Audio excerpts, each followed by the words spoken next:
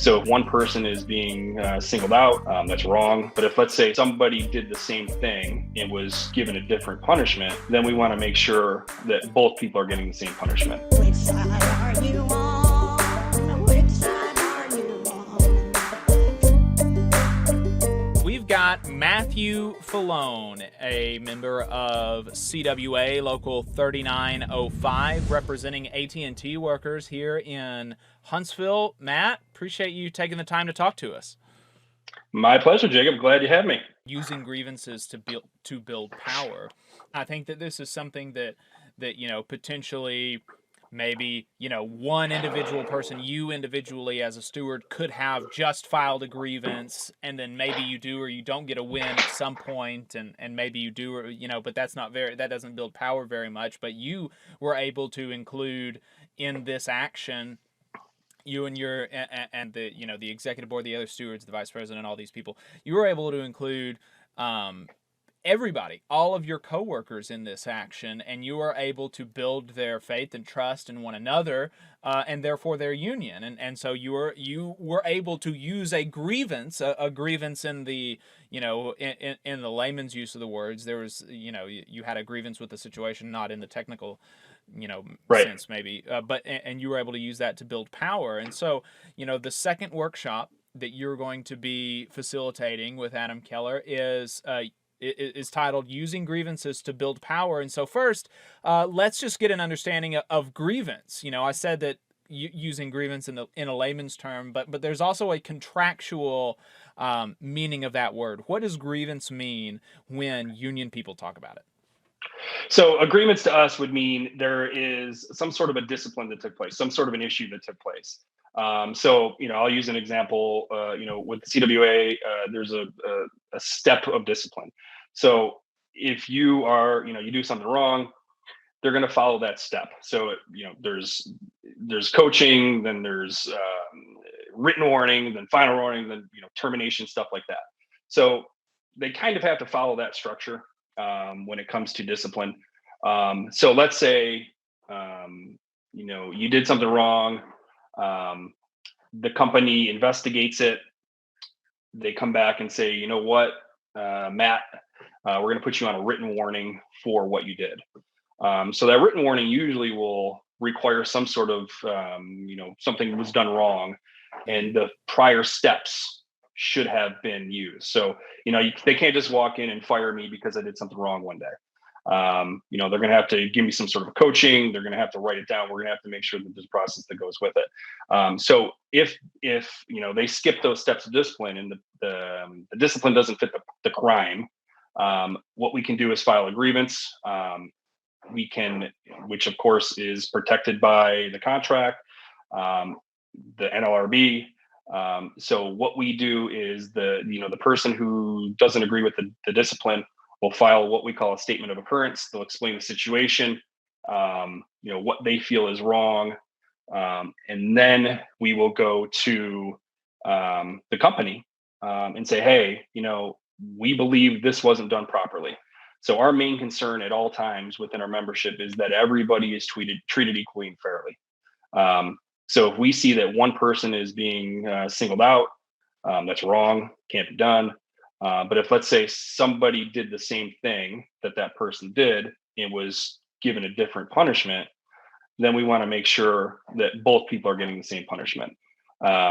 So we'll file that grievance with the company. They will do some investigation. We will do some investigation.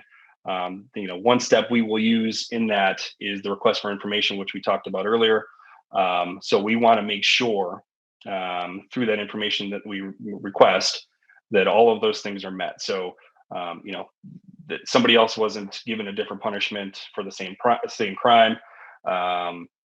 stuff like that. So, usually once that request for information is filed, we can then investigate what they saw, and see what information they use to come up with some sort of a punishment or discipline. And then what we'll ultimately do is have a formal meeting with management again. Where basically it's not necessarily a negotiation, but we want to present our points to give our side of the story. Some departments, not necessarily the one that we work at, will use like an arbitrator. They'll even go up a little bit higher. But usually within our call center, it's just a matter of coming to some sort of a negotiation with management, where what will make fair treatment is the concern. So if we can demonstrate that they did something wrong, that somebody else was given a lesser punishment for the same issue, what we'll do is then, like I said, negotiate that process and hopefully either reduce or remove that discipline. A lot of times in our line of work, there's a lot of attendance issues. So sometimes there's a point system that will, once you reach a certain level of points, you're going to get terminated. But if we can demonstrate that some of those points were incorrect, they shouldn't have been there, or there was an agreement they had with their manager or something, we can get points removed and reduce that punishment. In some cases, we've gotten people their jobs back. Hopefully in the case of people that have lost their jobs for a significant part of the time, we'll also make them whole, which means they get their job back, and then also any kind of back pay that they missed during that time frame. But the grievance process is a very important process because it's what we use to keep the company honest when it comes to discipline and making sure that everybody's treated fairly. Right. And so when we're thinking about how can we use this grievance process to build power, there's definitely a sensitive thing, because a lot of the times grievances deal with potential disciplinary issues, and I don't think all the time. I think my understanding of what a grievance is that you're basically charging that the company is in violation of the contract in one form or another, and it doesn't have to be disciplinary, but a lot of times it is, and so maybe somebody is, when you're talking about disciplinary issues, people oftentimes don't want their, quote unquote, dirty laundry aired, right? And so, I think it's important to understand maybe when it is appropriate to use a grievance system to build power, right? Because maybe sometimes it's just not appropriate to use a grievance to build power. Maybe sometimes we just want to do it as quickly and as behind the scenes as possible, so as to not embarrass this employee who had some sort of issue, right? Oh, absolutely, yeah, and they're always kept private unless, of course, they want to. But those are also good things as well, because not every issue is a unique situation. So if we're working a grievance, with somebody who just wants it to be kept quiet, we're learning what the company is going to do, what they're going to say. So if in the situation of the future we have a much larger issue, we can use the same strategies. And like you said, it doesn't necessarily have to be with discipline. I mean, there are things where the company is breaking the contract when it comes to like safe workplaces.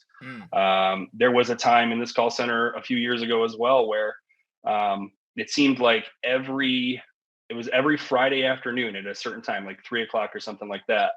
I don't remember the exact time. It's been so long since we've been in the building, but they would, as a test, they would fire up the emergency generator in case of power outages and stuff like that, just to make sure that they could keep running. That emergency generator is diesel. So when they would fire it up, all the fumes would come out of that generator, and that generator was right near the intake for our climate control. So whether it was heat or whether it was air conditioning, at that time, every Friday, people were starting to get dizzy because noxious fumes are coming into the building. Oh my goodness. So that was definitely an issue that we had to take up and make sure that, the safety of our members and the workers is the utmost concern. So we had to make sure that was taken care of as well. So there's many things, and like I said, not necessarily when it came to that pay that they missed out on, that wouldn't have been a disciplinary grievance, but contractually they were required to make a payment or a paycheck to us every 2 weeks. So that would have been something we would have had to take care of. Luckily, we didn't have to file a grievance and we got our money on time. But that would have been also something we would have done. Right. And so that's a good, I hadn't thought about that exactly, but that's a good point, that some of the times when there's a grievance that is that the employee does want to keep under wraps, so to speak, that can be a good learning opportunity for the union to, you know, take some tactics into another, maybe more public fight potentially. But when you're looking at grievances, what are some things that you think about when you are deciding whether or not this needs to be a public fight and this needs to be, and whether or not this is an opportunity to build power in the union? So, you know, one of the important things for me as an organizer is, and stewards, of course, and any kind of a strong union is going to be, you know, you're going to have the core group of people. You're going to have the, you know, the e-board, you're going to have the stewards. It's a lot of work for just that amount of people. So as an organizer, we are always, you know, we got our soldiers on the street, right? So we're listening to what they're saying, any issues that are arising.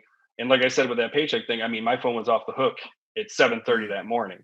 So as a powerful local, as a powerful union, we need to listen to what's happening to our members.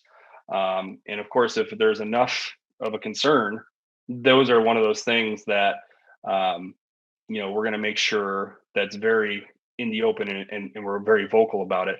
But then also situations where, you know, maybe there's a change of policy and people aren't aware of the policy that's changed and it's starting to cause issues with discipline. As a whole, we're going to make sure, you know, if it's affecting a lot of people, the same issue, that is also something that we're going to, you know, make sure it's pretty public for everybody, just so that they're aware of situations. We always want to make sure, you know, we'll update the membership monthly with, you know, first we'll request concerns, issues or whatnot, and then we'll bring them to the management. And then of course we need to, you know, make sure all of our members are aware of what was discussed in those meetings and any kind of a resolution that happened. So that's, I mean, any one of them that's going to affect a lot of people, or if the company is just being blatant and disregarding the contract, that is when we need to make it more public. And, you know, you start to do things where, you know, not necessarily filing grievance, but it used to be, you know, in the building, there would be times where we would all stand up at the same time. On Thursdays, CWA always wears red. So we do things to make sure that the company is aware that we're still there. Right. And I think that, you know, is there anything else that you wanted to make sure that you hit from that second workshop before we let you go? I think we got it all. I mean, I think it's going to be a great time. We're going to have a lot of fun. Like I said, the most important part for me is, you know, hearing other people and their experiences. That's the best part for me. I know when we left Labor Notes, we were ready to storm the gates. So we're hoping that's going to be the same feeling everybody gets this time as well. Yeah, I think so. Matt, I appreciate your time. Thank you very much for talking to us. You're very welcome, Jacob. It was my pleasure. You just saw a clip from the Valley Labor Report. We are live every Saturday morning from 9:30 a.m. till 12:30 p.m. And we pride ourselves on keeping all of our content free to everybody so that we can talk to as many working folks as possible. If you support the work that we're doing, you think that it's important, you think that it's good, then consider making a monthly contribution to the project, and you can do that on our website, tvlr.fm.